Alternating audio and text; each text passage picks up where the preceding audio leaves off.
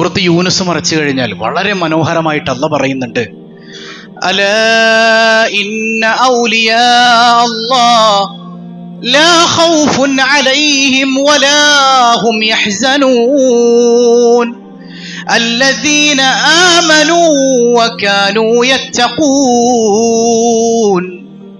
തീർച്ചയായും ആരാണ് അള്ളാന്റെ ഔലിയാക്കൾ എന്ന് പറഞ്ഞാൽ അവർക്ക് സങ്കടങ്ങളില്ല, അവർക്ക് നോ ടെൻഷൻ, അവർക്ക് ടെൻഷനില്ല.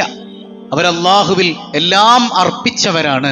ഹബീബായ സയ്യിദുനാ റസൂലുള്ളാഹ് തങ്ങളുടെ മനോഹരമായൊരു ഹദീസ് ഉണ്ട്, ഇന്ന മിൻ ഇബാദില്ലാഹി ഇബാദൻ, അള്ളാഹുവിന് ചില അടിമകളുണ്ടത്രേ, മാഹും ബി അംബിയാ വലാ ശുഹദാ, അവർ അമ്പിയാക്കളോ അള്ളാന്റെ മാർഗത്തിൽ യുദ്ധം ചെയ്ത് ഷഹീദായ ആളുകളൊന്നും അല്ല അവര്. പക്ഷേ തഖ്ബിതുഹുമുൽ അംബിയാ വശുഹദാ, ഈ ഖിയാമത്ത് നാൾ വരുമ്പോഴേ ഇവർക്ക് കിട്ടുന്ന അള്ളാഹുവിന്റെ മുമ്പിലുള്ള സ്ഥാനം കണ്ടിട്ട് അമ്പിയാക്കളും ശുഹദാക്കളും പോലും അത്ഭുതപ്പെട്ട് നിന്നു പോകുമെന്ന് സയ്യിദുനാ റസൂലുള്ളാഹ്. അപ്പൊ ഖീല യാ റസൂലല്ലാഹ്, അവരാരാണ് നബിയെ? അവരാരാണെന്ന് അറിഞ്ഞാൽ ഞങ്ങൾക്ക് അവരെ സ്നേഹിക്കാമല്ലോ യാ റസൂലല്ലാഹ് സ്വല്ലല്ലാഹു അലൈഹി വസല്ലം. സ്വഹാബത്ത് ചോദിക്കാൻ, ഹും ഖൗമുൻ തഹാബ്ബു ഫില്ലാഹി ഫി ഗൈരി അർഹാമിൻ ബൈനഹും വലാ അംവാലിൻ യതവാചൗന ബിഹാ. അവരാരെന്നറിയോ? അവര് സ്നേഹിക്കുന്നത് കേവലം കുടുംബ ബന്ധങ്ങൾ നോക്കിയോ അല്ലെങ്കിൽ സാമ്പത്തിക ഇടപാടുകളുടെ പേരിലോ ഒന്നുമല്ല. അവരുടെ സ്നേഹം മുഴുവൻ അള്ളാഹുവിന്റെ റൂട്ടിലാണ്. അല്ലാ ഏത് നിമിഷവും അവർ അല്ലാഹ് എന്ന ചിന്തയിലാണ്. അവർ പരസ്പരം ഇഷ്ടപ്പെടുന്നത് അള്ളാഹുവിന് വേണ്ടിയാണ്, അവർ കോപിക്കുന്നത് അള്ളാഹുവിന് വേണ്ടിയാണ്. ഹബീബായ സയ്യിദുനാ റസൂലുള്ളാഹ് എന്നിട്ട് പറയുന്നുണ്ട്, ഇന്ന വുജൂഹുഹും ലന്നൂറുൻ, അവരുടെ മുഖം എപ്പോഴും ഇങ്ങനെ പ്രകാശിതമായിരിക്കും, പ്രകാശപൂരിതമായിരിക്കും. വെളുപ്പോ കറുപ്പോ എന്നതല്ല, അവരുടെ മുഖത്ത് ആ പ്രകാശം നമുക്ക് ഫീൽ ചെയ്യും. ചില ഘട്ടങ്ങളിലൊക്കെ നമ്മളിങ്ങനെ ആഫ്രിക്കൻസായ നീഗ്രോ വംശജരായ ചില ആളുകളുടെ മുഖത്തേക്ക് നോക്കുമ്പോൾ എന്തൊരു നൂറാണല്ലേ നമ്മളിങ്ങനെ പറഞ്ഞു പോകാറുണ്ട്. അപ്പൊ അവരുടെ മുഖത്തിങ്ങനെ പ്രകാശമുണ്ടാകും. വഇന്നഹും അലാ മനാബിറ മിൻ നൂർ, പ്രകാശത്തിന്റെ ഗോപുരങ്ങളാണ് അവർ. അവരിൽ നിന്ന് സ്ഫുരണം ചെയ്യുന്നതും പ്രകാശമാണെന്നാണ്, അവരിൽ നിന്ന് പ്രസരിക്കുന്നതും പ്രകാശമാണ്. ലാ യഖാഫൂന ഇദാ ഖാഫൻ നാസ്, ജനങ്ങൾ പേടിക്കുന്ന എന്തെങ്കിലും സംഭവം ഉണ്ടാകുമ്പോൾ ഇവർക്ക് പേടിയില്ല, അവർക്ക് ടെൻഷനില്ല. ജനങ്ങളെല്ലാവരും ഭയപ്പെടാൻ, എന്തോ വലിയ അക്രമം വരുന്നു, എന്തോ വലിയ ആക്രമണം സംഭവിക്കാൻ പോകുന്നു, അല്ലെങ്കിൽ വലിയ അപകടങ്ങൾ വരാനിരിക്കുന്നു, അല്ലെങ്കിൽ നാച്ചുറൽ കലാമിറ്റീസ് സംഭവിക്കാനിരിക്കുന്നു. ജനങ്ങൾ പേടിക്കാൻ, പക്ഷെ ഇവർക്ക് പേടിയില്ല. കാരണം ഇവരെല്ലാം ഏൽപ്പിച്ചിട്ടുള്ളത് അള്ളാഹുവിന്റെ കയ്യിലാണ്. വലാ യഹ്സനൂന ഇദാ ഖസിന നാസ്, ജനങ്ങൾ സങ്കടപ്പെട്ട് കരയുന്ന ഏതെങ്കിലും ഒരു വിഷയത്തിൽ ഇവർക്ക് സങ്കടം ഉണ്ടാവില്ല, ഇവർക്ക് സങ്കടമില്ല അത്തരം വിഷയങ്ങളിലൊന്നും. കാരണം ഇവരെല്ലാം അള്ളാഹുവിൽ ഏൽപ്പിച്ചവരാണ്. എന്നിട്ട് റസൂലുള്ളാഹ് ഊതാണ്, അലാ ഇന്ന ഔലിയാ അല്ലാഹ് ലാ ഖൗഫുൻ അലൈഹിം വലാ ഹും യഹ്സനൂൻ, അവരാണ് അള്ളാഹുവിന്റെ ഔലിയാക്കൾ. അവർക്ക് ടെൻഷനില്ല, അവർ ടെൻഷൻ ഫ്രീ ആണ്, അവർക്ക് സങ്കടങ്ങളില്ല. കഴിഞ്ഞതിനെ കുറിച്ചോർത്തോ വരാനിരിക്കുന്നതിനെ കുറിച്ചോർത്തോ ആദിയോ പരിഭവങ്ങളോ ഒന്നുമില്ലാത്തവരാണ് അള്ളാഹുവിന്റെ ഔലിയാക്കൾ. സയ്യിദുനാ വഹബീബുനാ റസൂലുള്ളാഹ്. സ്വഹാബത്ത് ചോദിക്കുന്നുണ്ട്, നബിയെ ഇവരെ കാണുമ്പോൾ ഇപ്പം എങ്ങനെയാ അവരെ തിരിച്ചറിയാൻ ഒരു വഴി വേണ്ടേ? ഹബീബായ തങ്ങൾ പറയും, അവരെ കണ്ടാൽ നിങ്ങൾക്ക് അള്ളാഹുവിനെ ഓർമ്മ വരും. അള്ളാഹുവിന്റെ ഔലിയാക്കളുടെ സ്വഭാവം എന്താ? അവരെ കണ്ടാൽ നിങ്ങൾക്ക് അള്ളാഹുവിനെ ഓർമ്മ വരും.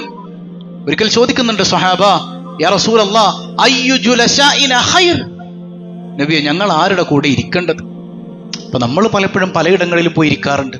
നമുക്കൊരുപാട് കൂട്ടുകാരുണ്ട്, പല മജ്ലിസുകൾ, ചിലപ്പോൾ ചായക്കടയിലാകാം, ചിലപ്പോൾ നമ്മുടെ ജോലി സ്ഥലങ്ങളിലാകാം, നമുക്കൊരുപാട് സഭ കൂടാനുള്ള സ്ഥലങ്ങളൊക്കെ ഉണ്ട്.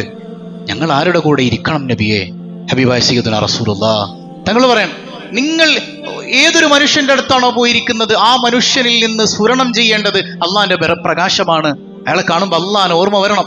അങ്ങനെയുള്ള സ്ഥലങ്ങളിലാണ് നിങ്ങൾ ഇരിക്കേണ്ടതെന്ന് സയ്യിദുനാ റസൂലുള്ളാഹ്. മാത്രമല്ല വസാദ ഫീ ഇൽമികും മൻതിഖു, ആ മനുഷ്യന്റെ ഒരു മൊഴിയിൽ, ഒരു വാക്കിൽ നിന്ന് നിങ്ങൾക്ക് ഒരുപാട് വലിയ ഇൽമ് കിട്ടാനുണ്ട്. അങ്ങനെയുള്ളവരാണ് അള്ളാഹുവിന്റെ ഔലിയാക്കൾ. ഒരുപാട് വലിയ വഅദൊന്നും നടത്തിക്കൊള്ളുന്നില്ല. ഇപ്പൊ നമ്മളൊക്കെ ചിലപ്പോൾ, ഇപ്പൊ ഞാൻ എന്നെ സംബന്ധിച്ച് കൊടുത്താൽ ചിലപ്പോൾ 24 മണിക്കൂർ പ്രസംഗിച്ചാലായിരിക്കും നിങ്ങൾക്ക് 1 മിനിറ്റിൽ എന്തെങ്കിലും കിട്ടുക. അത് തന്നെ സംശയമാണ്, അല്ലാഹു അലം. പക്ഷെ അള്ളാഹുവിന്റെ ഔലിയാക്കൾ, അവരുടെ ചെറിയ മൊഴിമുത്തുകൾ, ആ വായിൽ നിന്ന് ഉതിർന്നു വീഴുന്നത് തന്നെ ജനമനസ്സിൽ ഇൽമിന്റെ സാഗരമാണെന്ന് സയ്യിദുനാ റസൂലുള്ളാഹ്.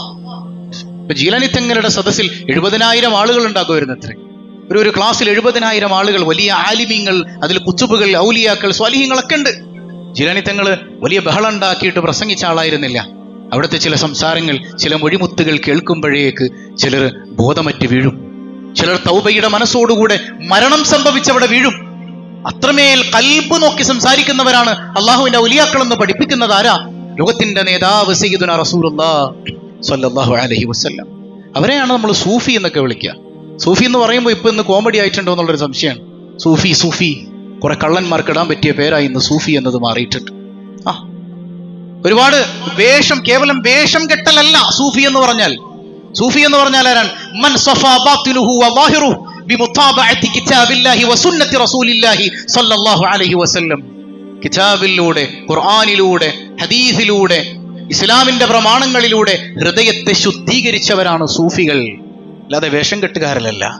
സൂഫി എന്ന് പറഞ്ഞാൽ നമ്മുടെ മനസ്സിലേക്ക് മോശം ചിന്താഗതി വരുന്നത് ഇത്തരം ആളുകളെ കൊണ്ടാണ്. ചില കല്യാണങ്ങളിൽ സൂഫി ഡാൻസ് എന്ന് പറയുന്ന ഒരു സംഗതിയുണ്ട്. നമ്മൾ വിചാരിക്കുക സൂഫികളൊക്കെ ഇതേപോലെ കിടന്ന് ഡാൻസ് കളിക്കാന്നാണ്. ഏതൊക്കെയോ പാട്ടുകൾ ഇട്ട് ഇവരിങ്ങനെ കിടന്ന് കറങ്ങുക. സൂഫിസവുമായി ഒരു ബന്ധവുമില്ല. ഏറ്റവും വലിയ സൂഫി അത് മുഹമ്മദ് മുസ്തഫ സ്വല്ലല്ലാഹു അലൈഹി വസല്ലമ തങ്ങളാണ്. ആ ഹബീബിന്റെ സ്വഹാബത്ത്, അവർ അഹ്ലു സുഫയാണ്, സൂഫികളാണ്. അപ്പോ സൂഫി എന്ന് പറഞ്ഞാൽ പരിശുദ്ധ ഖുർആനിലൂടെ, തിരു ഹദീസുകളിലൂടെ ഹൃദയത്തെ ശുദ്ധീകരിച്ചുകൊണ്ട് ജീവിക്കുന്നവരാണ്. ഇത് ഹബീബ് റസൂലുള്ളാഹി സ്വല്ലല്ലാഹു അലൈഹി വസല്ലമ തങ്ങളുടെ ഹദീസിൽ നിന്ന് വ്യക്തമാണ്. അവരുടെ കൽബിൽ വിദ്വേഷങ്ങളില്ല, വൈരാഗ്യങ്ങളില്ല, പിണക്കങ്ങളില്ല. എല്ലാവരോടും സ്നേഹം മാത്രം, കാരുണ്യവും സ്നേഹവും മാത്രമാണ്. ഹൃദയം പരിശുദ്ധമാണ്. ലോകത്തിന്റെ നേതാവ് സയ്യിദുനാ റസൂലുള്ളാഹി, ഹൃദയം സംശുദ്ധൻ. ഇപ്പോ ഇമാം മുസ്ലിം ഉദ്ധരിക്കുന്ന ഒരു ഹദീസിൽ കാണാം, ഒരു സ്വഹാബി ഇങ്ങനെ എപ്പോഴും പള്ളിയിലേക്ക് കയറി വരുമ്പോൾ റസൂലുള്ളാഹി സ്വല്ലല്ലാഹു അലൈഹി വസല്ലം തങ്ങൾ പറയും, അയാൾക്ക് സ്വർഗ്ഗമുണ്ട്, ആ മനുഷ്യന് സ്വർഗ്ഗമുണ്ട്. ഇതിങ്ങനെ പലയാവർത്തി റസൂലുള്ളാഹി സ്വല്ലല്ലാഹു അലൈഹി വസല്ലം തങ്ങളിൽ നിന്നുണ്ടായപ്പോ മഹാനായ അംർ ഇബ്നുൽ ആസ് റളിയല്ലാഹു അൻഹു ഈ സ്വഹാബിയുടെ വീട്ടിൽ പോയി താമസിക്കാൻ. സംഗതി 3 ദിവസം താമസിച്ചു. എന്നിട്ടും ഇയാളിൽ അങ്ങനെ വലിയ പ്രത്യേകതയൊന്നും കണ്ടിട്ടില്ല. വേറെന്തെങ്കിലും അമലുകൾ കൂടുതൽ ചെയ്യുന്നതായി കണ്ടില്ല. നമ്മൾ നിസ്കരിക്കുന്നത് പോലെ തന്നെ സുന്നത്തും കാര്യങ്ങളൊക്കെ ചെയ്യുന്നുണ്ട് എന്നതിലപ്പുറം വലിയ അമലുകളൊന്നും കാണാനില്ല. അപ്പൊ പോരാ നേരത്ത് അംർ ഇബ്നുൽ ആസ് റളിയല്ലാഹു അൻഹു പറയുന്നുണ്ട്, ഞാനിവിടെ വെറുമൊരു അതിഥിയായി വന്നതല്ല, നിങ്ങളെ ഒന്ന് പരീക്ഷിക്കാൻ വന്നതാണ്. കാരണം റസൂലുള്ള പറഞ്ഞിട്ടുണ്ട് നിങ്ങൾ സ്വർഗത്തിലാണ്. അപ്പൊ സ്വർഗത്തിലേക്ക് നിങ്ങളെ എത്തിച്ച അമൽ ഏതാണെന്ന് അറിയാൻ വേണ്ടിയിട്ടാണ് ഞാനിവിടെ വന്നത്. പക്ഷെ നിങ്ങൾ എന്നെ പോലെ തന്നെയാണ്, കൂടുതൽ അമലൊന്നും നിങ്ങൾ ചെയ്യുന്നത് ഞാൻ കണ്ടിട്ടില്ലല്ലോ. അംർ ഇബ്നുൽ ആസ് റളിയല്ലാഹു അൻഹു പറയുമ്പോൾ ആ സ്വഹാബി പറയുന്നുണ്ട്, സംഗതി ഞാൻ ഒരുപാട് അമലൊന്നും ചെയ്യണില്ല. ചിലപ്പോൾ റസൂലുള്ള പറഞ്ഞത് ഒരു കാര്യത്തിന്റെ മേലായിരിക്കും. ഞാൻ എന്നും ഉറങ്ങുന്നതിന് മുൻപ് ഉറപ്പിക്കാറുണ്ട്, ഞാൻ ഇന്ന് ആരെയും വെറുപ്പിച്ചിട്ടില്ല, എന്റെ മനസ്സിൽ ആരോടും വെറുപ്പില്ല എന്ന് ഞാനിങ്ങനെ ഉറപ്പിച്ചിട്ടാണ് ഞാൻ കിടക്കാറ് എന്നത് എന്റെ ജീവിത അനുഭവമാണ് എന്ന് പറയുമ്പോൾ മഹാനായ അംർ ഇബ്നുൽ ആസ് റളിയല്ലാഹു അൻഹു പറയും, ഇത് തന്നെയാണ് നിങ്ങളെ സ്വർഗത്തിലേക്ക് എത്തിച്ചത് സയ്യിദുനാ വഹബീബുനാ റസൂലുള്ളാഹ്. മഹാനായ സയ്യിദ് അബ്ദുൽ ഖാദിർ ജീലാനി ഖദ്ദസല്ലാഹു സിർറഹു അവിടുന്ന് പറയുന്നുണ്ട്, മാ വസിൽതു ഇലല്ലാഹി ബിഖിയാമിൽ ലൈലി വലാ സിയാം. എന്നെ പടച്ചോനിലേക്ക് എത്തിച്ചത്, അള്ളാഹുവിന്റെ തൃപ്തിയിലേക്ക് എത്തിച്ചത് സുന്നത്ത് നിസ്കാരങ്ങളോ നോമ്പുകളോ ഒന്നുമല്ല. ആരെ പറയണത്? രാത്രി ഉറങ്ങാതെ, രാവിലെ മുഴുവൻ രാത്രി ഉറങ്ങാതിരുന്ന് സുബ്ഹി നിസ്കരിച്ച ആളായിരുന്നു അല്ലെ. ഒരു വരിയുണ്ടല്ലോ, നലവേറും തോളുതോരുപുതുവാലെ 40 ഇറ്റാണ്ടോളം ഫജ്ർ തോളുതോവർ. 40 കൊല്ലം ഇശാ നിസ്കരിച്ച വുളു കൊണ്ട് സുബ്ഹി നിസ്കരിച്ചവർ എന്ന് പറഞ്ഞാൽ ഫുൾ ടൈം ഇബാദയാണ്, ഉറങ്ങിപ്പോവില്ല. ഇനി ഉറക്കം വരുമ്പോൾ ഇരുന്നാണ് അല്പമെങ്കിലും ഉറങ്ങാറുന്നാണ്. അങ്ങനെ ശരീരത്തെ പാകപ്പെടുത്തിയെടുത്ത മഹാനാണ് സയ്യിദി അബ്ദുൽ ഖാദിർ ജീലാനി റളിയല്ലാഹു അൻഹു. അവർ പറയാൻ, സുന്നത്ത് നിസ്കാരമോ അല്ലെങ്കിൽ മറ്റു ഇബാദത്തുകളൊന്നും അല്ല എന്നെ അള്ളാഹുവിലേക്ക് എത്തിച്ചത്. വലാകിൻ വസിൽതു ഇലല്ലാഹി ബിൽ കറം വത്തവാദുഅ വസ്സലാമത്തി സ്വദ്ർ. കാരുണ്യമാണ്, സഹജീവികളോടുള്ള കാരുണ്യമാണ്. അതുപോലെ തന്നെ തവാദുഅ വിനയമാണ്. ഔലിയാക്കളുടെ ഖുതുബാണ് എന്ന് പറഞ്ഞ് അഹങ്കരിക്കുകയല്ല. സ്ഥാനക്കയറ്റം കിട്ടുമ്പോ, അള്ളാഹുവിങ്കിൽ കൂടുതൽ അടുക്കുമ്പോ വിനയാന്യതനായി മാറി മഹാനായ സയ്യിദി അബ്ദുൽ ഖാദിർ ജീലാനി ഖദ്ദസല്ലാഹു സിർറ ഹൃദയത്തിന് ശുദ്ധിയുണ്ടായി എന്നാണ്. ഈ 3 കാര്യങ്ങളാണ് എന്നെ അള്ളാഹുവിലേക്ക് എത്തിച്ചത്, അള്ളാഹുവിലേക്ക് അടുപ്പിച്ചത്, അവന്റെ തൃപ്തിക്ക് കാരണമാക്കിയതെന്ന് സയ്യിദി അബ്ദുൽ ഖാദിർ ജീലാനി ഖദ്ദസല്ലാഹു സിർറ. അവിടുത്തെ ഏറ്റവും ഇഷ്ടപ്പെട്ടൊരു കാര്യം രോഗികളെ സന്ദർശിക്കലായിരുന്നു. എപ്പോഴും രോഗികളോടൊപ്പം നടക്കുക, രോഗികൾക്ക് വേണ്ടി നടക്കുക, രോഗികളെ പരിചരിക്കുക. ഇങ്ങനെയൊക്കെയാണ് ഞാൻ റബ്ബിന്റെ സാമീപ്യം നേടിയെടുത്തതെന്നാണ് മഹാനായ സയ്യിദ് അഹ്മദ് അൽ കബീർ റിഫാഇ റളിയല്ലാഹുവിനെ കുറിച്ചുള്ള ചരിത്രത്തിൽ കാണാമല്ലോ. നമ്മൾ ഏറ്റവും പുച്ഛത്തോടെ കാണുന്ന ഒരു വിഭാഗമാണ് സ്ട്രീറ്റ് ഡോഗ്സ്, തെരുവ് നായകൾ ഇല്ലേ? ഈ തെരുവ് നായയ്ക്ക് കുഷ്ഠം ബാധിച്ചിട്ട് അതിനെ ചികിത്സിക്കാൻ ആരുമില്ലാതെ വഴിയിൽ കിടന്നത് വേദനിക്കുന്നത് കണ്ടപ്പോ അള്ളാഹുവിന്റെ ഔലിയാക്കളിൽ പ്രഗത്ഭനായ സയ്യിദി അഹ്മദ് അൽ കബീർ റിഫാഇ റളിയല്ലാഹു അൻഹു ആ റോട്ടിലിരുന്ന് സ്വന്തം കൈകൊണ്ട് ആ നായയുടെ കുഷ്ഠത്തിന് മരുന്ന് വെച്ചു കൊടുത്ത് അതിനെ ചികിത്സിച്ചിട്ടുണ്ട് എന്ന് പറയുമ്പോൾ അള്ളാഹുവിന്റെ ഔലിയാക്കളുടെ കൽബും നമ്മുടെ കൽബും തമ്മിൽ എന്തോരം അന്തരമുണ്ട്. നമ്മുടെ ഹൃദയം എങ്ങനെ അള്ളാഹുവിലേക്ക് അടുക്കുക? സഹജീവികളോട് സ്നേഹമില്ലാതെ, അള്ളാഹുവിന്റെ സൃഷ്ടികളോട് സ്നേഹമില്ലാതെ, എല്ലാത്തിനെയും അവജ്ഞയോടെ മാറ്റി നിർത്തിയിട്ട് കുറെ തല കുമ്പിട്ടാൽ മതി, കുറെ നിസ്കരിച്ചാൽ മതി എന്നുള്ളൊരു കോൺസെപ്റ്റാണ് നമുക്കുള്ളതെങ്കിൽ നമ്മൾ എവിടെ കിടക്കുന്നു? അള്ളാഹുവിന്റെ സ്വാലിഹ്യങ്ങൾ എവിടെ കിടക്കുന്നു? എല്ലാവരെയും ചേർത്ത് പിടിച്ച് അള്ളാഹുവിന്റെ സ്വഭാവമുള്ളവരായിരിക്കെ നിങ്ങളൊന്ന് നിസ്കരിച്ചു നോക്കൂ. ആ നിസ്കാരത്തിന് എന്തൊരു ആനന്ദമായിരിക്കും. പരിപൂർണമായ കീഴടങ്ങൽ, പരിപൂർണമായ വിധേയത്വത്തോടു കൂടെ ഒന്ന് നിസ്കരിച്ചു നോക്കൂ. ആ നിസ്കാരത്തിന്റെ എല്ലാ ആനന്ദങ്ങളും ആസ്വദിച്ചവരാണ് അള്ളാഹുവിന്റെ സ്വാലിഹ്യങ്ങൾ. അല്പമെങ്കിലും ആസ്വദിക്കാൻ അള്ളാഹു നമുക്ക് തൗഫീക്ക് നൽകുമാറാകട്ടെ. റബീഉൽ ആഖിർ 11 മഹാനായ സയ്യിദി അബ്ദുൽ ഖാദിർ ജീലാനി റളിയല്ലാഹു അൻഹു വഫാത്തായ ദിവസമാണ്. മഹാനവർകൾ ഹസനിയും ഹുസൈനിയുമാണ്. റസൂലുള്ളാഹിയുടെ പേരക്കുട്ടിയാണ് സ്വല്ലല്ലാഹു അലൈഹി വസല്ലം. ഹസൻ റളിയല്ലാഹു അൻഹുവിലൂടെയും ഹുസൈൻ റളിയല്ലാഹു അൻഹുവിലൂടെയും മാതാപിതാക്കളുടെ പരമ്പര വന്ന് ചേരുന്നുണ്ട് മഹാനായ ജീലാനി തങ്ങളിലേക്ക്. അവിടുന്ന് ജനിക്കുന്നത് ഹിജ്റ 471 അതുപോലെ വഫാത്താകുന്നത് ഹിജ്റ 560 ഏതാണ്ട് 90-91 വർഷക്കാലം ജീവിച്ച് ലോകത്ത് വലിയ വിപ്ലവങ്ങൾ സാധിച്ചെടുത്ത മഹാനാണ് സയ്യിദി അബ്ദുൽ ഖാദിർ ജീലാനി റളിയല്ലാഹു അൻഹു. അവിടുത്തെ കാലഘട്ടം എന്ന് പറഞ്ഞാൽ കാലുഷ്യങ്ങൾ നിറഞ്ഞതാണ്. റസൂലുള്ളാഹി സ്വല്ലല്ലാഹു അലൈഹി വസല്ലം തങ്ങൾ പരിചയപ്പെടുത്തിയ ഹിജ്റയുടെ ഒരു ആദ്യ 3 നൂറ്റാണ്ടുകൾ കഴിഞ്ഞപ്പോഴേക്ക് ജനങ്ങളിൽ നിന്ന് ആത്മീയത ചോർന്നു പോകാൻ തുടങ്ങിയ സമയം. ജനങ്ങളിലേക്ക് മോശം ചിന്തകൾ കടന്നു വന്ന് അവരിൽ നിന്ന് ആത്മീയത വറ്റിപ്പോയി മതനിരാസങ്ങളിലേക്ക് പോലും ജനങ്ങൾ പോയിക്കൊണ്ടിരിക്കുന്ന ഒരു കാലഘട്ടം. അന്ന് അബ്ബാസി ഖിലാഫത്തിന്റെ അവസാനവും സൽജൂക്ക് രാജവംശത്തിന്റെ തുടക്കവും നടക്കുന്ന ആ സമയത്ത് മുസ്ലിം രാജാക്കന്മാർ തമ്മിൽ സംഘട്ടനങ്ങൾ ശക്തമായി കൊണ്ടിരിക്കുന്ന സമയം. മുസ്ലിം ഉമ്മത്തിന്റെ ഹൃദയത്തിൽ നിന്ന് ആത്മീയമായ ഔന്നിത്യം ചോർന്നുപോയിക്കൊണ്ടിരിക്കുന്ന നിമിഷത്തിലാണ് ശൈഖ് ജീലാനി റളിയല്ലാഹു അൻഹുവിന്റെ രംഗപ്രവേശം ഉണ്ടാകുന്നത്. ശക്തമായ ജിഹാദ്, ജനങ്ങൾക്കിടയിൽ ശക്തമായി ദീൻ പ്രസരിപ്പിച്ചു എന്നുള്ളതാണ്. അങ്ങനെയാണ് മഹാനവറുകൾ അബ്ദുൽ ഖാദിർ എന്ന മഹാന്റെ പേര് മുഹയ്യിദ്ദീൻ, ദീനിനെ ജീവിപ്പിച്ചവരെന്ന പേര് മുസ്ലിം ലോകം മുഴുവൻ ആ മഹാനെ വിളിക്കുന്നത്. ദീനിന് ജീവൻ കൊടുത്തവർ, ദീനിനെ പുനർജീവിപ്പിച്ചവർ എന്നാണ് അതിന്റെ ആശയം. അത്രമേൽ കാലുഷ്യം നിറഞ്ഞ സമയത്ത് ആ ദീനിനെ ചേർത്ത് പിടിച്ച് ദീനിനെ ഇസ്സത്ത് ഉണ്ടാക്കി കൊടുത്ത മഹാനായിരുന്നു സയ്യിദി അബ്ദുൽ ഖാദിർ ജീലാനി റളിയല്ലാഹു അൻഹു. അപ്പൊ നമ്മൾ പറയുന്ന ഒരു രാജാവുണ്ടല്ലോ, സുൽത്താൻ സ്വലാഹുദ്ദീൻ അയ്യൂബി, ധീരതയുടെ മുഖമായി നമ്മൾ പരിചയപ്പെടുത്തുന്ന മഹാൻ. ജീലാനി തങ്ങളുടെ ആ കാലഘട്ടം, തുടക്ക കാലഘട്ടം എന്ന് പറയുന്നത് കുരിശ് യുദ്ധത്തിന്റെ തുടക്കം കൂടെയാണ്. ബൈത്തുൽ മുഖദ്ദസ് അവര് പിടിച്ചെടുത്ത് കാലിത്തൊഴുത്ത് പോലെയാക്കിയ സമയം. അന്ന് സയ്യിദി സുൽത്താൻ സ്വലാഹുദ്ദീൻ അയ്യൂബി റഹിമഹുല്ലാഹ്. ആരാണ് സുൽത്താൻ സ്വലാഹുദ്ദീൻ? സൂഫിയായിരുന്നു, ഖാദിരിയ ത്വരീഖത്തുകാരനായിരുന്നു. മഹാനായ മുഹിയുദ്ദീൻ ശൈഖ് റളിയല്ലാഹു അൻഹുവിൽ നിന്ന് പഠിച്ച പാഠങ്ങൾ അത് പ്രായോഗികവൽക്കരിച്ച മഹാനായിരുന്നു. സുൽത്താൻ സ്വലാഹുദ്ദീൻ അയ്യൂബി എന്ന ആ വീരനാമം കേൾക്കുമ്പോൾ വലിയ കൊട്ടാരത്തിലെ പറുദീസകളിലായിരുന്നില്ല മഹാനവറുകൾ താമസിച്ചിരുന്നത്, ഖാൻഗാഹുകളിലായിരുന്നു. ചെറിയ ചെറിയ ചെറിയ ഹട്ടുകൾ, അവിടെ ഇരുന്ന് ദീൻ പഠിപ്പിച്ചു കൊടുക്കുക, സ്വാലിഹീങ്ങളോട് അമിതമായ സ്നേഹം, അതിരറ്റ സ്നേഹം, അങ്ങനെയൊക്കെ അള്ളാഹുവിന്റെ ദീനിനെ ചേർത്ത് പിടിച്ച മഹാനായിരുന്നു സയ്യിദി സുൽത്താൻ സ്വലാഹുദ്ദീൻ അയ്യൂബി റഹിമഹുല്ലാ. അന്ന് വലിയൊരു ജിഹാദ് അദ്ദേഹത്തിന് നടത്തേണ്ടി വരുന്നുണ്ട്. കാരണം അന്ന് ഫാത്തിമിയ ഖിലാഫത്തിന്റെ കാലഘട്ടമാണ്. ഫാത്തിമിയാക്കൾ ഷിയാക്കളായിരുന്നു.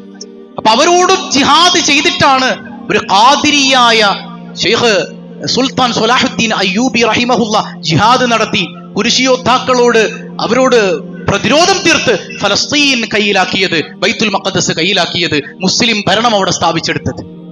അവരൊക്കെ ഖാദിരികളായിരുന്നു. അവരുടെയൊക്കെ സ്വഭാവം എത്രമേൽ മനോഹരമായിരുന്നു. അല്ലാഹു റബ്ബുൽ ആലമീന് വേണ്ടി മാത്രം സ്നേഹം, എല്ലാവരോടും അതിരറ്റ കാരുണ്യം. എന്തിനേറെ കുരിശിയോദ്ധാക്കൾ ബിഷപ്പിനെഴുതിയ ഒരു സംഗതിയൊക്കെ നമ്മൾ മുമ്പ് വായിച്ചിട്ടുണ്ട്. അവരുടെ കുതിരകളുടെ കുളമ്പ് മുസ്ലിം യോദ്ധാക്കളുടെ രക്തത്തിൽ മുങ്ങി നിന്നിരുന്നു എന്നാണ് പറഞ്ഞത്. ബിഷപ്പ് ആംബ്രോസ് അല്ലെ, അദ്ദേഹത്തിന് എഴുതിയ കത്തിൽ പറയപ്പെടുന്നത് മുസ്ലിം യോദ്ധാക്കളുടെ ചോരയിലാണ് കുരിശ് യോദ്ധാക്കളായ നമ്മുടെ കുതിര കുളമ്പിൽ മുങ്ങി നിൽക്കുന്നത് എന്നാണ്. അങ്ങനെയൊക്കെ ക്രൂരത ചെയ്തിട്ടും ഇവരെ പിടിച്ച അവസാനം അവരിങ്ങനെ പേടിച്ച് വിറച്ചു നിൽക്കുമ്പോ സുൽത്താൻ സലാഹുദ്ദീൻ കടന്നു വന്നിട്ട് പറയുന്നത്, നിങ്ങൾ തിരിച്ചു പോയിക്കോളൂ, അതിന് വേണ്ട വാഹന സൗകര്യം നിങ്ങൾ ചെയ്തു കൊടുക്കണം. അത്രമേൽ കാരുണ്യം നിറഞ്ഞ വലിയ മഹാനായിരുന്നു സയ്യിദി സുൽത്താൻ സലാഹുദ്ദീൻ അയ്യൂബി റഹിമഹുല്ല. ധീരതയുടെ ഒരു മുഖം തന്നെയായിരുന്നു. സുൽത്താൻ സലാഹുദ്ദീൻ അയ്യൂബിയെ അത്രമേൽ പരിവർത്തിപ്പിച്ച മഹാനാരാണ്? അത് സയ്യിദി അബ്ദുൽ ഖാദിർ ജീലാനി ഖദ്ദസല്ലാഹു സിർറഹുൽ അസീസ്. കേവലം അവിടുത്തെ കറാമത്ത് കഥകൾ മാത്രം പറഞ്ഞ് നമ്മളിങ്ങനെ നടന്നപ്പോൾ അവരുടെ ജീവിതം പഠിക്കണം. അവരുടെ ജീവിതത്തിൽ അവർ ചെയ്തു വെച്ച ആ സൽകൃത്യങ്ങളെ കുറിച്ച് പഠിക്കണം. അവരെങ്ങനെയാണ് അള്ളാഹുവിങ്കിലേക്ക് അത്രമേൽ അടുത്തത് എന്ന് പഠിക്കണം. എന്നിട്ട് അവരുടെ വഴിയെ നടക്കണം. അള്ളാഹു അതിന് തൗഫീക്ക് നൽകുമാറാകട്ടെ.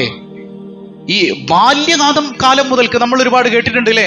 കളവ് പറയല്ല എന്നും ചൊന്നാരെ, കള്ളന്റെ കയ്യില് പൊന്ന് കൊടുത്തോവർ.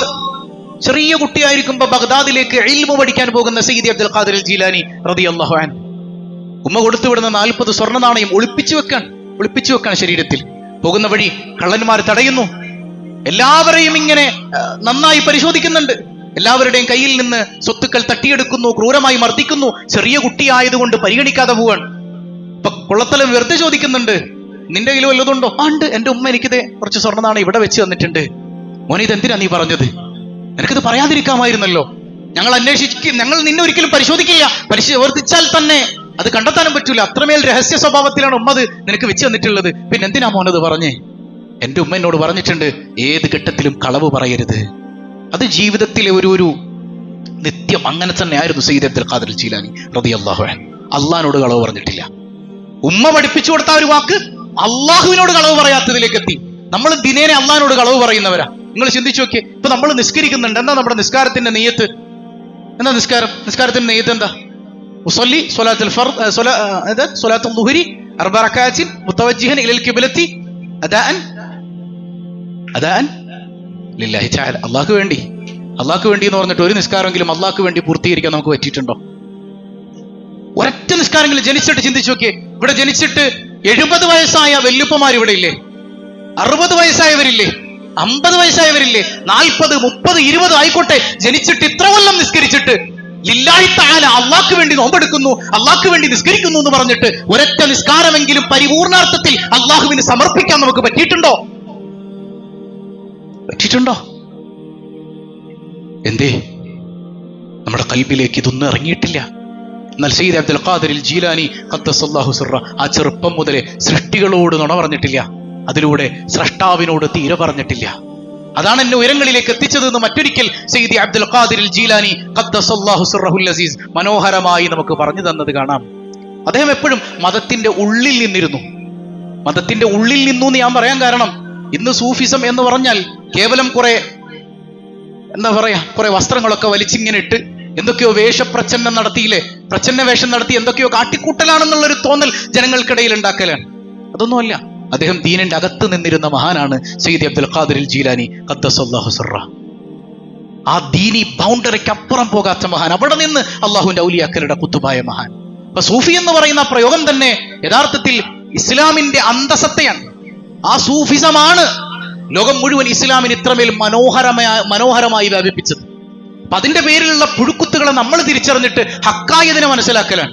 അപ്പൊ ഇന്ത്യ മഹാരാജ്യത്ത് മഹാനായ ഖാജ മുഈനുദ്ദീൻ അൽ ചിസ്തി അൽ അജ്മീരി ഖദ്ദസല്ലാഹു സിർറഹുൽ അസീസ് നമ്മൾ പലപ്പോഴും പറഞ്ഞിട്ടുണ്ട്, 90 ലക്ഷത്തിൽ പരം ആളുകൾ ഇസ്ലാമിലേക്ക് വന്നത് ഖാജയുടെ സ്വഭാവം കണ്ടിട്ടാണ്.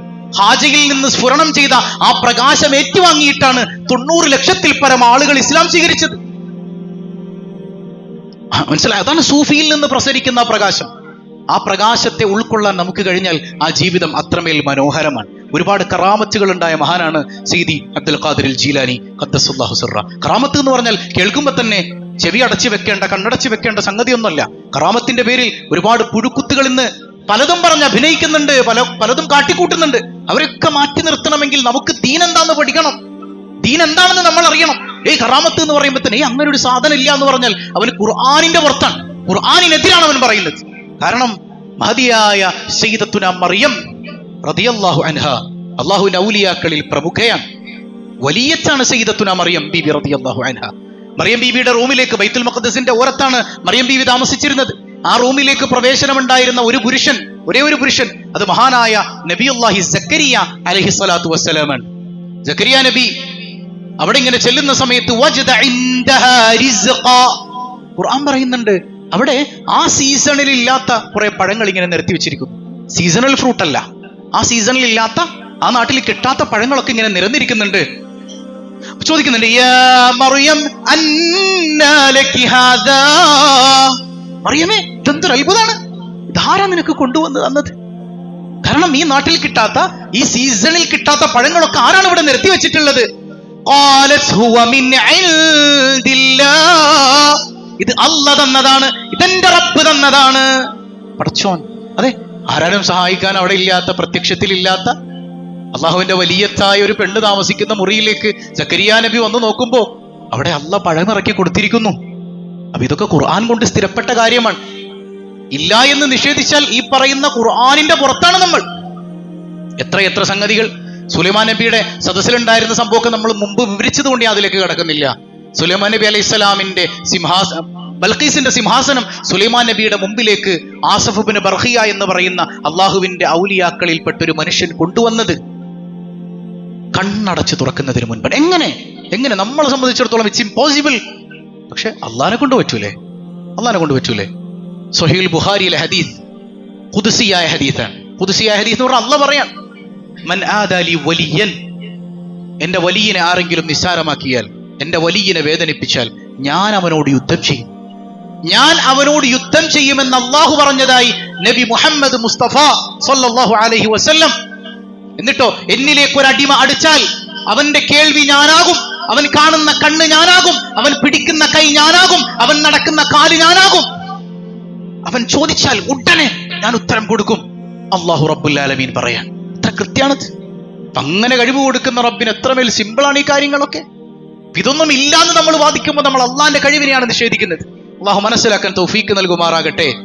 നമ്മൾ ഈ മറിയം ബീബിയുടെ പേര് പറയുമ്പോൾ രസകരമായി നമ്മൾ മനസ്സിലാക്കേണ്ട ഒരു കാര്യം, മറിയം റളിയല്ലാഹുൻഹയെ ഇത്രമേൽ ബഹുമാനിച്ചൊരു മതം ഏതാണ്? പരിശുദ്ധ ദീനുൽ ഇസ്ലാം അല്ലാതെ ഏത് മതമാണ് മറിയമിന് ഇത്രമേൽ ബഹുമാനിച്ചിട്ടുള്ളത്? ജൂത സമൂഹം ആക്ഷേപിക്കുകയാണ്, മോശം സ്ത്രീയാണെന്നാണ് പറയുന്നത് സയ്യിദത്തുനാ മറിയം റളിയല്ലാഹു അൻഹയെ കുറിച്ച്. എന്നിട്ടും ചില ക്രിസ്ത്യൻ സഹോദരങ്ങൾക്ക് എങ്ങനെയാണ് ഈ ജൂത സമൂഹത്തോടൊപ്പം ചേർന്ന് നിൽക്കാൻ കഴിയുന്നത് എന്ന് എത്ര ആലോചിച്ചിട്ടും മനസ്സിലാകുന്നില്ല. ഒരു കത്തോലിക്കൻ കൂടെയായിരുന്ന ഹിറ്റ്ലർ ആയിരുന്നു 60 ലക്ഷത്തിൽ പരം ജൂതന്മാരെ കൊന്നുകളഞ്ഞത്. അപ്പോഴും ജൂതന്മാർക്ക് താമസ സൗകര്യവും അവർക്ക് വേണ്ടതെല്ലാം ചെയ്തു കൊടുത്ത ഒരു വിഭാഗമുണ്ടെങ്കിൽ അതാരാ? അത് മുസ്ലിങ്ങളാണ്. ഒരിക്കലും വയസ്സായ മനുഷ്യൻ ഉമർ ഇബ്നുൽ ഖത്താബ് റളിയല്ലാഹു അൻഹുവിന്റെ അടുക്കൽ വന്നിട്ട് പറയാൻ, എനിക്ക് എന്തെങ്കിലും ഭക്ഷണം തരണം. ചോദിക്കണം, നിങ്ങളുടെ മതം ഏതാണ്? കാരണം ചില മതത്തിന്റെ രൂപങ്ങളൊക്കെ ശരീരത്തിൽ കണ്ടതുകൊണ്ട് ചോദിക്കണം, നിങ്ങളുടെ മതം ഏതാണ്? ഞാൻ ജൂത മതത്തിൽപ്പെട്ട ആളാണ്. മുൻപ് നിങ്ങൾക്ക് വേണ്ട സൗകര്യങ്ങൾ കിട്ടിയിരുന്നോ? കിട്ടിയിരുന്നു. ഞാൻ ജിസിയ ഒക്കെ കൊടുത്തിരുന്നു, ഞാൻ കിട്ടിയിരുന്നു. പക്ഷെ ഇപ്പൊ കിട്ടുന്നില്ല. പൊട്ടിക്കരയാൻ അമീറുൽ മുഅ്മിനീൻ ഉമർ റളിയല്ലാഹു അൻഹു. നാളെ അള്ളാന്റെ മുമ്പിൽ ചെല്ലുമ്പോ നിങ്ങൾ എനിക്ക് എതിരെ വരുമോ എന്നുള്ള പേടി എനിക്കുണ്ട്. നിങ്ങൾക്ക് ചെയ്തു തരേണ്ട നീതി ഞാൻ നിർവഹിച്ചിട്ടില്ലല്ലോ എന്നുള്ള പേടി എനിക്കുണ്ട്. അതുകൊണ്ട് നിങ്ങൾക്കിതാ മുഴുവൻ കാര്യങ്ങളും ഞാൻ ചെയ്തു തരികയാണ്. ഞാൻ അമീറുൽ മുഅ്മിനീൻ ഉമർ ഇബ്നുൽ ഖത്താബ് ആണെന്ന് റളിയല്ലാഹു അൻഹു അവിടെ നിന്ന് പ്രഖ്യാപിക്കുകയാണ്. അത്രമേൽ ജൂത സമൂഹത്തെ ചേർത്തു പിടിച്ചൊരു വിഭാഗമില്ല. എന്നിട്ടും പാവപ്പെട്ട ഫലസ്തീനിലെ സഹോദരങ്ങളെ, മുസ്ലിം ഉമ്മത്തിനെ ക്രൂരമായി വേട്ടയാടുന്ന മനുഷ്യർ, കുറച്ച് ചെറിയ ബോട്ടുകളിൽ ഭക്ഷണവും കുറച്ച് സാധനങ്ങളുമായിട്ട് കുറച്ച് ആക്ടിവിസ്റ്റുകൾ ആ തീരത്തെ കണയാൻ പോകുമ്പോൾ പോലും അവർ സമ്മതിക്കുന്നില്ല. കേവലം അതിൽ കൊണ്ടുവരുന്ന ഭക്ഷണത്തിനല്ല ഇവിടെ പ്രാധാന്യം. ആ ഭക്ഷണം കൊണ്ട് ഫലസ്തീനിൽ ഒന്നും ഉണ്ടാവൂല. കടലിൽ കൊണ്ടുപോയി കായം കലക്കുന്നത് പോലെ ആ ചെറിയ ബോട്ടുകളിൽ കൊണ്ടുവരുന്ന ഭക്ഷണത്തിനല്ല ഇവിടെ പ്രാധാന്യം. പക്ഷെ അങ്ങോട്ട് അടുക്കാൻ പാടില്ല എന്ന നിരോധനമുണ്ടല്ലോ, ആ നിരോധനത്തെ തകർത്ത് കളഞ്ഞ് അങ്ങോട്ട് ഭക്ഷണം എത്തിച്ചു കൊടുക്കുക എന്ന് പറയുന്ന ഒരു പാസ് ഉണ്ടാക്കലാണ് ആ ആക്ടിവിസ്റ്റുകളുടെ ലക്ഷ്യം. അതിനെപ്പോലും തടയുന്ന എത്രമേൽ വലിയ നരാധമന്മാരാണിവർ, എത്രമേൽ വലിയ ക്രൂരന്മാരാണിവർ. പക്ഷെ അല്ലാഹു റബ്ബുൽ ആലമീൻ വെറുതെ വിടില്ല കേട്ടോ. അപ്പൊ ഞാനിങ്ങനെ ചിന്തിക്കുന്നത്, കഴിഞ്ഞ വർഷം UN സഭയിൽ വെച്ചുകൊണ്ട് നെതന്യാഹു ഒരു മാപ്പ് ഇങ്ങനെ ഉയർത്തി കാണിക്കുന്നുണ്ട്. ആ മാപ്പില് ഫലസ്തീനില്ല. ഇതാ പുതിയ മിഡിൽ ഈസ്റ്റ് വരാൻ പോകുന്നു എന്ന് അവിടെ നിന്ന് പ്രഖ്യാപിക്കുകയാണ് അയാൾ. എന്നാൽ ഇന്ന് നിങ്ങൾ ചിന്തിച്ചു നോക്കൂ, ഏറ്റവും കൂടുതൽ വിളിക്കപ്പെടുന്ന ഒരു രാഷ്ട്രത്തിന്റെ പേരെന്താണ്? ഏറ്റവും കൂടുതൽ ഉയർത്തപ്പെടുന്ന ഒരു രാഷ്ട്രത്തിന്റെ പതാക ഏതാണ്? അതേത് രാജ്യത്തിൻ്റെതാണ്? ഫലസ്തീൻ. ഫലസ്തീൻ. കൈകളിൽ കെട്ടുന്ന ബാൻഡിൽ ഫലസ്തീൻ, കഴുത്തിൽ ധരിക്കുന്ന മാലയിൽ ഫലസ്തീൻ, ഉയരുന്ന വാക്കുകളിൽ ഫലസ്തീൻ, എല്ലായിടങ്ങളിലും ഫലസ്തീൻ, ഫലസ്തീൻ, ഫലസ്തീൻ. അല്ലാഹു റബ്ബുൽ ആലമീൻ അവരുടെ മുഖത്ത് പുഞ്ചിരി കൊണ്ടുവരിക തന്നെ ചെയ്യും. നമുക്കതിനായി കാത്തിരിക്കാം, അതിനായി പ്രാർത്ഥിക്കാം, അവരോടൊപ്പം ചേർന്ന് നിൽക്കാം, പ്രതിരോധം തീർക്കാം. അല്ലാഹു റബ്ബുൽ ആലമീൻ ആ സഹോദരങ്ങൾക്ക് സമാധാനം നൽകി അനുഗ്രഹിക്കുമാറാകട്ടെ. പറഞ്ഞു വന്നത്, ആ ദീനിന്റെ അകത്ത് നിന്ന് വലിയ വിപ്ലവങ്ങൾ കാഴ്ചവെച്ച മഹാനായിരുന്നു സയ്യിദി അബ്ദുൽ ഖാദിർ ജീലാനി ഖദ്ദസല്ലാഹു സിർറഹ്. എന്തിനേറെ ചില ഘട്ടങ്ങളിൽ അള്ളാഹുവിന്റെ കഠിനമായ പരീക്ഷണങ്ങൾ ഉണ്ടായപ്പോ അവിടെയൊക്കെ തരണം ചെയ്തു. നമ്മളിങ്ങനെ ചിന്തിക്കും, നമ്മൾ വിചാരിക്കുന്നതൊന്നുമല്ല അള്ളാഹിന്റെ പരീക്ഷണം. അള്ളാഹുവിലേക്ക് നമ്മളിങ്ങനെ കൂടുതൽ, നമ്മൾ എപ്പോഴും പറയുന്നത് പോലെ നഫ്സ് അമ്മാറയിൽ നിന്ന്, നഫ്സ് ലവ്വാമയിൽ നിന്ന്, നഫ്സ് മുൽഹിമയിൽ നിന്ന് നഫ്സ് മുത്തുമൈനയിലേക്കൊക്കെ എത്തി നോക്കണം. അപ്പോഴാണ് പരീക്ഷണത്തിന്റെ തീവ്രത ഇങ്ങനെ കൂടിക്കൂടി വരിക. ഇവൻ എന്നിലേക്ക് അടുക്കാൻ പറ്റിയ ആളാണോ എന്നുള്ള അള്ളാഹുവിന്റെ അതികഠിനമായ പരീക്ഷണങ്ങൾ. ദീനിന്റെ അകത്തുറച്ചു നിൽക്കുന്ന ഒരു വലിയന് നിരന്തരം പരീക്ഷണങ്ങളായിരിക്കും. ഒരു വേള മഹാനവറുകൾ നോമ്പ് പിടിച്ചപ്പോ ആകാശലോകത്ത് നിന്നൊരു അശരീരി കേട്ടു. ചരിത്രത്തിൽ രേഖപ്പെട്ട് കിടക്കുന്നത് കാണാം. അശരീരി കേൾക്കുന്നത് എന്താണ്? ഇന്നി അന മലക്കുൻ, ഞാൻ അള്ളാഹുവിന്റെ മലക്കാണ്, അള്ളാഹുവിന്റെ മാലാകയാണ്. നിങ്ങളോട് നോമ്പ് മുറിക്കാൻ അള്ളാഹുവിന്റെ കൽപ്പനയുണ്ട്, നിങ്ങൾ ഇനി വിഷമിക്കേണ്ടതില്ല, നിങ്ങൾക്ക് അള്ളാഹു എല്ലാം ഹലാലാക്കി തന്നിരിക്കുന്നു എന്ന് പറഞ്ഞിട്ട് സ്വർണ്ണ തളികയിൽ അദ്ദേഹത്തിന്റെ മുമ്പിൽ ഭക്ഷണം ഇറക്കിയത്രേ. ജിലാനി തങ്ങൾ തന്നെ പറയുന്നുണ്ട്, ആ കൊണ്ടുവന്നവനെ ആട്ടി ഓടിക്കുകയാണ്, നീ മലക്കല്ല. കാരണം എന്താ? സ്വർണ്ണത്തളികയിൽ ഭക്ഷണം കഴിക്കൽ ഹറാമാണ്. ഹറാമായ ഒന്നിന് തന്നെ പ്രേരിപ്പിക്കുന്നവൻ മലക്കല്ല എന്ന് തിരിച്ചറിയണമെങ്കിൽ ഇൽമ് വേണം. അത്ര വലിയ ഇൽമുള്ള മഹാനായിരുന്നു സയ്യിദി അബ്ദുൽ ഖാദിർ ജീലാനി ഖദ്ദസല്ലാഹു സിർറഹ്. നമ്മളാണെങ്കിലോ നമുക്ക് അങ്ങനെ ഒരു അവസരം കിട്ടിയ ഞാനിപ്പോ വലിയ കുത്തുബായി എന്നുള്ള തോന്നലായിരിക്കും. അപ്പൊ നമ്മൾ ഏത് സെക്കൻഡിൽ, പ്രത്യേകിച്ച് നമ്മൾ പറഞ്ഞിരുന്നു, നഫ്സ് മുൽഹിമയിൽ എത്തുന്ന ആൾ പെട്ടെന്ന് വഴിതെറ്റി പോകാൻ സാധ്യതയുണ്ട്. കാരണം അവന്റെ മുമ്പിൽ കാണുന്ന അത്ഭുതങ്ങൾ, അവന്റെ ഹൃദയത്തിലേക്ക് ഇറങ്ങി വരുന്ന അത്ഭുതങ്ങൾ, ഇതൊക്കെ കൊണ്ട് അവനെന്തോ അള്ളാഹുവിന്റെ അടുക്കൽ വലിയ സ്ഥാനം കിട്ടിയെന്ന് തെറ്റിദ്ധരിച്ച് അഹങ്കാരത്തിന്റെ മുകളിലേക്ക് കടന്നു കയറുമ്പോ അവൻ വീണ്ടും നഫ്സമ്മാറയിൽ തന്നെ തിരിച്ചെത്തും. ഇത് മനസ്സിലാകുന്നത് നമ്മുടെ രാത്രിയിൽ തഫ്സീർ ക്ലാസ്സിന് വന്നവരായിരിക്കും. അതുകൊണ്ട് ഞാൻ കൂടുതൽ എക്സ്പ്ലെയിൻ ചെയ്യുന്നില്ല. ഏതായാലും അള്ളാഹു അത് മനസ്സിലാക്കാൻ നമുക്ക് തൗഫീക്ക് നൽകി അനുഗ്രഹിക്കുമാറാകട്ടെ. അപ്പൊ ലോകം മുഴുവൻ മഹാനായ ജീലാനി തങ്ങളെ സ്മരിക്കുകയാണ്. അത്രമേൽ വലിയ വിപ്ലവമാണ് അവിടെ നിന്ന് കാഴ്ചവെച്ചിട്ടുള്ളത്. ദീനിന് ജീവൻ നൽകിയവരാണ്. നമുക്കും അത്തരം മഹത്തുക്കളെ സ്നേഹിക്കണം, അവരോടൊപ്പം ചേർന്ന് നിൽക്കണം. അത് ഈമാനിന്റെ ഭാഗമാണ്. ദിക്റുൽ അംബിയാഇ ഇബാദ വദിക്റു സ്വാലിഹീന കഫാറ. അംബിയാക്കളെ സ്മരിക്കൽ ആരാധനയാണ്, സ്വാലിഹീങ്ങളെ സ്മരിക്കൽ അത് നമ്മുടെ പാപങ്ങളെ പൊറുപ്പിക്കുന്നതാണ്. അവരെ അനുസ്മരിക്കുക, അവരുടെ ജീവിതം പഠിക്കുക, അതുവഴി അള്ളാഹുവിലേക്ക് അടുക്കാനുള്ള മാർഗമായി അതിനെ കണ്ടെത്തുക എന്നൊക്കെ പറയുന്നത് അള്ളാഹുവിന്റെ വലിയ തൗഫീഖാണ്. അള്ളാഹു നമുക്ക് തൗഫീഖ് നൽകുമാറാകട്ടെ. ആ മഹത്തുക്കളെ സ്നേഹിക്കണം. ഞാൻ നേരത്തെ പറഞ്ഞതുപോലെ അവരുടെ എല്ലാം, നമ്മുടെ എല്ലാം നേതാവായ ഏറ്റവും വലിയ സൂഫിയാരാണ്, അത് മുഹമ്മദുർ റസൂലുള്ളാഹ്. അതുകൊണ്ട് തന്നെ നമുക്ക് വിളിച്ചു പറയാൻ പറ്റണം, ഞാൻ ഏറ്റവും കൂടുതൽ ഇഷ്ടപ്പെടുന്നത് എന്റെ ഹബീബിനെയാണ്. I love Muhammad. അത് ആരൊക്കെ എന്തൊക്കെ പറഞ്ഞാലും അതങ്ങ് മാറ്റിവെക്കാൻ പറ്റുന്ന സംഗതിയാണോ? ഇപ്പൊ യു പിയിൽ ചില ആളുകൾ അവരുടെ വീടിന്റെ മുമ്പിലും ചില സ്ഥലങ്ങളിലുമൊക്കെ ഐ ലവ് മുഹമ്മദ് എന്ന് രേഖപ്പെടുത്തിയതിന്റെ പേരിൽ അവിടെ ബുൾഡോസർ രാജ് നടത്തുക, അവരെ അറസ്റ്റ് ചെയ്യാന്നൊക്കെ പറഞ്ഞത് എത്രമേൽ മൃഗീയമാണ്, എത്രമേൽ മൃഗീയമാണത്. ഇവരിങ്ങനെയൊക്കെ ചെയ്തത് കൊണ്ട് ഏതെങ്കിലും ഒരു മുസൽമാൻ എനിക്ക് റസൂലുള്ളാഹിനെ ഇഷ്ടമല്ല എന്ന് പറയൂ? അതായത് അവൻ സ്വന്തം നഫ്സിനേക്കാൾ, സ്വന്തം ഉമ്മയേക്കാൾ, എന്തിനേറെ സ്വന്തം ജീവനേക്കാൾ സ്നേഹിക്കുന്ന അവന്റെ ഹബീബാണ് സയ്യിദുനാ വ ഹബീബുനാ റസൂലുള്ളാഹി സ്വല്ലല്ലാഹു അലൈഹി വസല്ലം. അല്ലെങ്കിൽ തന്നെ ചിന്തിച്ചു നോക്ക്, ആ മുത്തുനബിയുടെ ഒരു ഫോട്ടോ ഈ ലോകത്തുണ്ടോ? ഇല്ല. ഒരു പ്രതിമയുണ്ടോ? ഇല്ല. എവിടെയെങ്കിലും ആരെങ്കിലുമൊക്കെ വരച്ചു വെച്ചിട്ടുണ്ടോ? ഇല്ല. എന്നിട്ടും നമ്മുടെ ഹൃദയത്തിൽ നമുക്ക് റസൂലുള്ളാഹിന്റെ സ്ഥാനം എത്രയാണ്? ഇതാണ് നേരത്തെ പറഞ്ഞതുപോലെ ഉമ്മയേക്കാൾ, ഉപ്പയേക്കാൾ, സന്താനത്തേക്കാൾ, ലോകം മുഴുവൻ അടക്കി ഭരിക്കുന്നവനാണെങ്കിൽ അവന്റെ സ്വത്തിനേക്കാൾ, അവനുള്ളതിനേക്കാൾ, അവനേക്കാൾ അവൻ പ്രണയിക്കുന്നത് ആ മുഹമ്മദ് മുസ്തഫ സ്വല്ലല്ലാഹു അലൈഹി വസല്ലമ തങ്ങളെയാണ്. ഇതിനെയൊക്കെ വേണ്ടെന്ന് പറയാൻ, ഇതിനെയൊക്കെ തടുക്കാൻ വന്നാൽ അവനേക്കാൾ വലിയ തീവ്രവാദി ആരാണ്? എപ്പോഴും ജയ് ശ്രീറാം എന്ന് വിളിച്ച് മറ്റുള്ളവന്റെ കഴുത്തിലേക്ക് കത്തിവെക്കാൻ പോകുന്നത് പോലെ ഏതെങ്കിലും ഒരു മുസൽമാൻ ഐ ലവ് മുഹമ്മദ് എന്ന് പറഞ്ഞ് ആരെയെങ്കിലും കൊല്ലാൻ നടക്കുന്നുണ്ടോ ഇവിടെ? ഇല്ലല്ലോ. അങ്ങനെ ചെയ്യാൻ മുഹമ്മദ് മുസ്തഫയെ പ്രണയിക്കുന്ന ഒരാൾക്ക് കഴിയില്ലല്ലോ. ആ മുഹമ്മദ് മുസ്തഫ സല്ലല്ലാഹു അലൈഹി വസല്ലമ തങ്ങളെ മാറ്റിവെച്ചിട്ട് മുസൽമാൻ ഒരു രാഷ്ട്രീയമില്ല, മുസൽമാൻ ഒരു ജീവിതമില്ല, മുസൽമാൻ ഒരു ലൈഫില്ല. ഇന്ത്യ മഹാരാജ്യം അനുശാസിക്കുന്ന ആ മനോഹരമായ ഭരണഘടനയിൽ തന്നെ എനിക്ക് മതപരമായി എന്തെല്ലാം ഇവിടെ ചെയ്യാൻ പറ്റുമെന്നുള്ള റൈറ്റ്സ് കൃത്യമായി രേഖപ്പെടുത്തപ്പെട്ടതാണ്. ആ റൈറ്റ്സുകൾ വെച്ചുകൊണ്ട് തന്നെ ഞാൻ എൻ്റെ നേതാവിനെ സ്നേഹിക്കുന്നു എന്ന് എവിടെ എഴുതാനുമുള്ള അവകാശം എനിക്കുണ്ട്. അത് വേണ്ട എന്ന് പറയുന്നവർ തീവ്രവാദികളാണ്. അതിനെ തകർക്കാൻ വരുന്നവർ തീവ്രവാദികളാണ്. അവിടെ ബുൾഡോസർ രാജ് നടത്തുന്നവർ തീവ്രവാദികളാണ്. ആ തീവ്രവാദികളെ ഒറ്റപ്പെടുത്തുക എന്നുള്ളത് ഇന്ത്യ മഹാരാജ്യത്ത് ജീവിക്കുന്ന മനുഷ്യരുടെ ബാധ്യതയാണ്. മുസൽമാന്റെ അല്ല, മനുഷ്യരുടെ ബാധ്യതയാണ്. ഇത് മനുഷ്യന്റെ പ്രശ്നമാണ്. മനുഷ്യർ ഒന്നിച്ചു നിൽക്കണം. അല്ലാഹു റബ്ബുൽ ആലമീൻ നമ്മുടെ രാജ്യത്തെന്നും നമുക്ക് ഇസ്സത്ത് നൽകി അനുഗ്രഹിക്കുമാറാകട്ടെ.